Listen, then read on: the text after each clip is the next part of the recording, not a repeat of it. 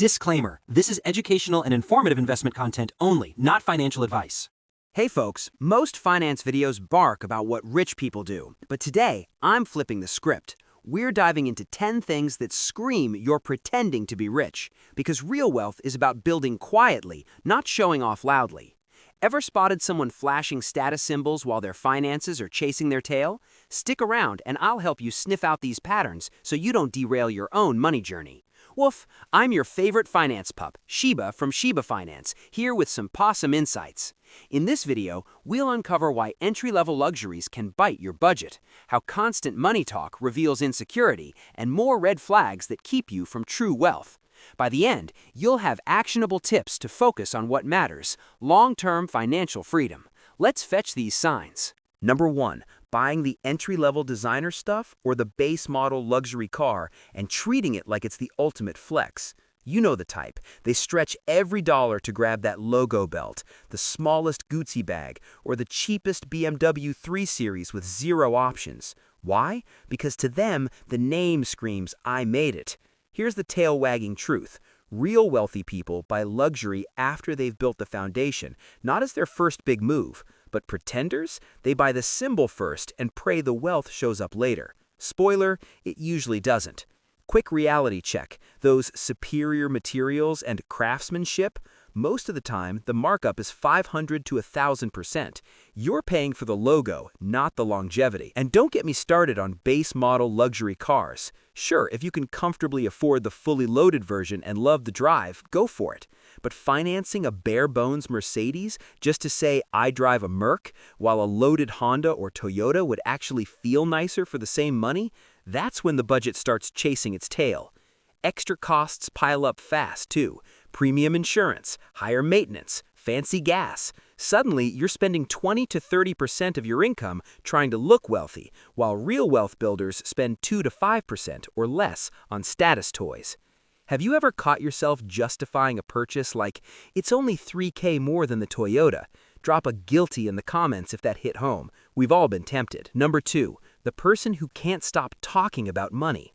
Real wealth is quiet. Secure people don't need to remind everyone how much they make, how their portfolio popped, or what they just propped on a vacation. But the pretenders, they steer every conversation back to cash.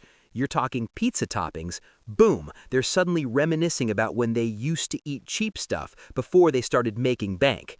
I've seen it online too. Dropshippers bragging, "I did 500K this year," when they mean revenue, and their actual profit was maybe 40 to 50K. Still solid, but not the same flex. Or the classic future tense brag, "Once this deal closes, when this investment moons." Real money isn't real until it hits the bank account, folks. Truly wealthy people are private. They don't need validation from strangers. They're too busy actually building. Teaser time. Wait till you hear about the bag that costs more than the emergency fund. That one hurts. Hit that like button if you're ready for sign number 3. Moving on, pack, here's where it gets really painful. Number 3, carrying a bag or watch or shoes that costs more than what's actually in your bank account. Picture this, you're strutting with a $5,000 Gucci bag, but your emergency fund is sitting at $1,800. Oof, that's not a flex, that's a financial facepalm. I see it all the time. Someone splurges on a Cartier bracelet while their credit card is screaming for mercy. Remember the golden rule? If you can't afford to buy it twice, don't buy it once. Quick gut check tip. Use the 50-30-20 rule as your leash. No more than 30% of your after-tax income should go to wants, including luxury stuff. If you're pulling 6 figures and still maxing that 30% on one designer item, you're not building wealth, you're just renting status. Have you ever felt that dopamine hit from a big purchase, followed by instant regret? Drop a dog in the comments if you've been there. We're all learning. Number 4, the constant one-upper. You finally get that promotion you've been grinding for. Excited, right? Then your friend jumps in, "Congrats, but I got mine 6 months ago and they gave me a bigger bonus." Or you show off your new watch and suddenly they're explaining why their Rolex has a better mechanical movement. Every conversation turns into a competition. You share a nice vacation pic, they counter with, "South of France, business class, last summer." Here's the bark. Real wealthy people celebrate your wins. They don't feel threatened. The one-upper, deep down, it's insecurity dressed in designer labels. Pro tip, surround yourself with people who lift you up, not ones who always have to be one paw ahead. Your circle matters more than you think. And number 5, showing off on social media constantly. If your money is real, you don't need strangers on the internet to validate your wealth. But pretenders, it's only real once it's posted, liked, and commented on. The algorithm loves the glitz. Come shopping with me, $1,000 haul, gets the views. Just transferred $1,000 to my emergency fund, crickets. You'll see rented Lambos, fake engagement, bot comments repeating the same generic praise, highlight reels that hide the real struggle. Social media isn't reality, it's a highlight reel on steroids. The truly wealthy, they're too busy living the boring, disciplined life to document every purchase. Teaser alert, next up, why leasing that fancy car might be the biggest money trap of them all. Smash that like button if you're starting to spot these signs in real life. All right, let's rev up for more, Pack. Don't let these traps drive you off course. Number 6, leasing a luxury car to look the part. It's tempting if you're making decent money. Hey, I can swing the monthly payment, no sweat. But here's the bite. When you lease, you're basically paying for the car's depreciation, plus interest, taxes, and fees. Dealerships love it because they win big.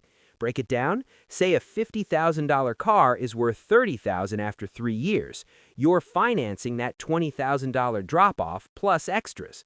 You're covering the steepest depreciation years, then handing it back, only to get hooked into another lease cycle. Leasing is one of the priciest ways to own wheels.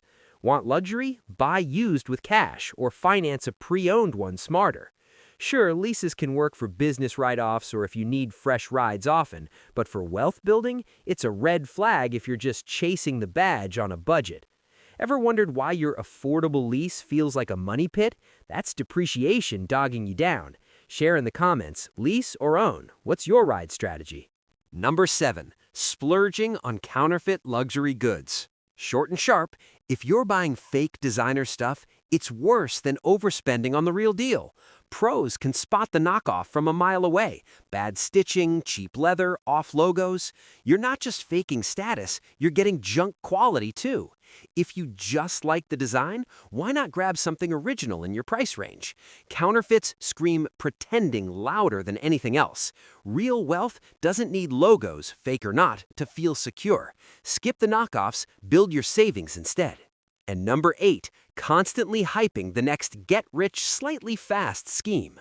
Not the obvious scams like make $100K overnight trading. Those are easy to sniff out. We're talking Forex, day trading crypto, NFTs, MLMs, options flips, or infinite banking setups that promise life-changing gains just a tad faster than normal. Alarm bells? While a tiny few succeed, 99% lose money.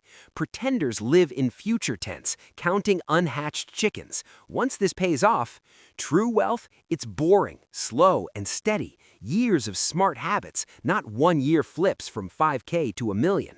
If someone's pushing these on you, run. Focus on proven paths, like consistent investing and side hustles that don't bark bigger than they bite.